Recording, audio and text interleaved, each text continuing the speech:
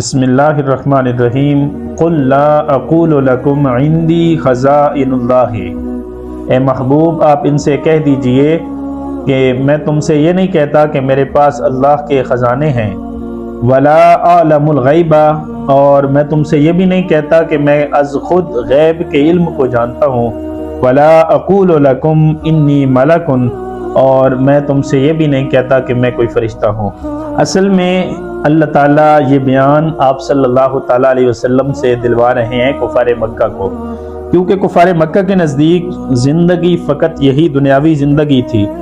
ان کی ساری کد و کاش اور دوڑ دھوپ کا مدعا دولت، عزت اور وقار کا حصول تھا۔ وہ اسی ادھیڑ من میں اپنے دن گزارتے کہ وہ زیادہ سے زیادہ دولت مند کیسے بن جائیں۔ ان کی راتیں اسی بیچ و تاب کی نظر ہوتی کہ وہ کس طرح اپنے حریف کی عزت کو خاک میں ملا کر اپنے جاہ و جلال کا پرچم لہرائیں۔ علاوہ ازیں شرف انسانی کا کوئی تصور ان کے ذہن میں موجود نہ تھا۔ وہ خود اور ان کے ارد گرد بسنے والے انسان جن سے ان کو عمر بھر کا واسطہ پڑا تھا کسی طرح بھی وحشی درندوں سے بہتر نہ تھے، بھلا وہ انسان کہ جس کے ہاتھ غریبوں اور مسکینوں کو لوٹتے وقت نہ لرزیں، اپنے قریبی رشتہ داروں کو قتل کرتے وقت نہ کانپیں، جن کے کان زندہ درگور ہونے والی بچیوں کی آہ و فغاں سن رہی ہوں اور ان کے دل ٹس سے مس نہ ہوں، رہزنی اور غارت گری جن کا پیشہ ہو، جوا بازی اور شراب خوری جن کی تفریح تباہ کا سامان ہو، بدکاری اور بدماشی جن کا روز کا مشغلہ ہو، وہ کوئی شریف چیز نہیں ہو سکتا۔ انسان کے متعلق ایسا تصور قائم کرنے میں وہ معذور بھی تھے، کیونکہ انسان نام کا جو جانور انہیں ادھر ادھر دکھائی دے رہا تھا وہ انہی لغویات اور خرافات کا مجسمہ تھا۔ اس لیے ان کو یہ بات سمجھانا آسان نہ تھا کہ انسان بھی منصب رسالت پر فائز ہو سکتا ہے۔ جب رحمت عالم صلی اللہ تعالیٰ علیہ وسلم تشریف فرما ہوئے اور دعوت اسلام کا آغاز کیا تو یہ لوگ نادان بچوں کی طرح اپنے ایمان لانے کے لیے ایسی شرطیں لگانے لگے کہ جن سے ان کی مالی حالت بہتر ہو جائے۔ کہا کرتے کہ یہ ہمارے تپتے ہوئے صحرا کو گلشن و گلزار بنا دیجئے، ان میں ندیاں بہنے لگے، چشمے ابلنے لگیں اور سرسبز و شاداب کھیت لہلانے لگیں تو ہم جانیں کہ آپ سچے نبی ہیں۔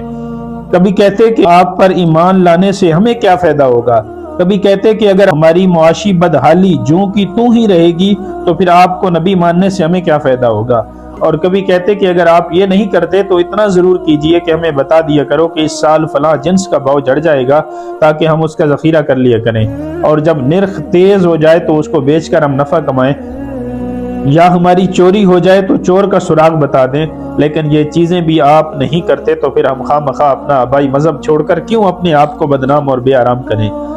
جب وہ دیکھتے کہ یہ کھاتے پیتے بھی ہیں، کاروبار بھی کرتے ہیں، بال بچے دار بھی ہیں تو وہ کہتے کہ یہ انسان ہے، اور انسان نبی کیسے ہو سکتا ہے۔ کفار کی اس بگڑی ہوئی اور پست ذہنیت کی اصلاح کے لیے اللہ نے اپنے محبوب کی زبان پاک سے یہ اعلان کرایا کہ میں اس بات کا مدعی بن کر نہیں آیا کہ میں تمہارے ان ریتلے ٹیلوں کو ہموار کر کے رشک ارم بنا دوں گا، میں اس لیے نبی بن کے نہیں آیا کہ خشک زمینوں کے اندر دریا بہا دوں گا، ہر چٹان سے چشمے ابلنے لگیں گے۔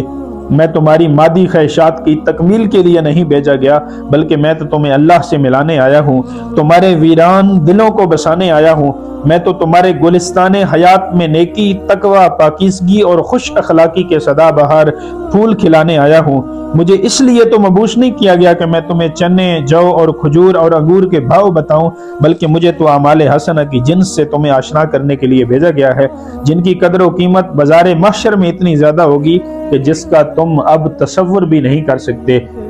یہ افکار کی لطافت، ارادوں کی پختگی اور حوصلوں کی بلندی، یہ اعمال کا حسن، کردار کی رعنائی اور اخلاق کی پاکیزگی، یہ علمی کمالات اور دوسرے معجزات جن کا تم مجھ میں مشاہدہ کر رہے ہو، ان سب کے باوجود میں انسان ہوں، کوئی فرشتہ نہیں،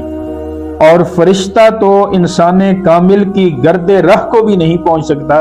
اصل میں تمہارے ذہنوں میں جو انسان کا گھٹیا تصور موجود ہے وہ انسان کامل کا نہیں، بلکہ وہ تو ایک بھٹکے ہوئے انسان کا تصور ہے جو نفس اور شیطان کے دام فریب میں گرفتار ہو کر مدت دراز تک اس کا گرفتار رہ کر اپنی مسند شرف و عزت سے محروم کر دیا گیا ہے۔ اس لیے تم انسان کو اتنا حقیر نہ جانو، اپنی قدر پہچانو، اپنے شرف خداداد کا احترام کرتے ہوئے شیطان کے جال سے رستگاری حاصل کرنے کے لیے کوشش کرو۔ نیز اس آیت سے اس شبہ کا ازالہ بھی کر دیا گیا ہے جن میں اکثر ضعیف العقل لوگ مبتلا ہو جاتے ہیں کہ ذرا کسی میں کمال دیکھا جھٹ سے اس کے خدا ہونے کا یقین کر لیا۔ وہ ذات پاک اعلان فرما رہی ہے کہ جس کے اشارے سے چاند دو ٹکڑے ہوا،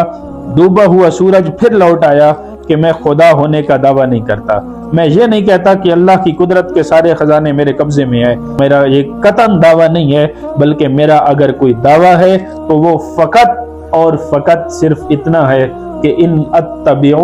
الا ما یوحی الی، کہ میں تو صرف اسی کی اتباع کرتا ہوں، میں تو صرف اسی کی پیروی کرتا ہوں جو میری طرف وحی کی جاتا ہے۔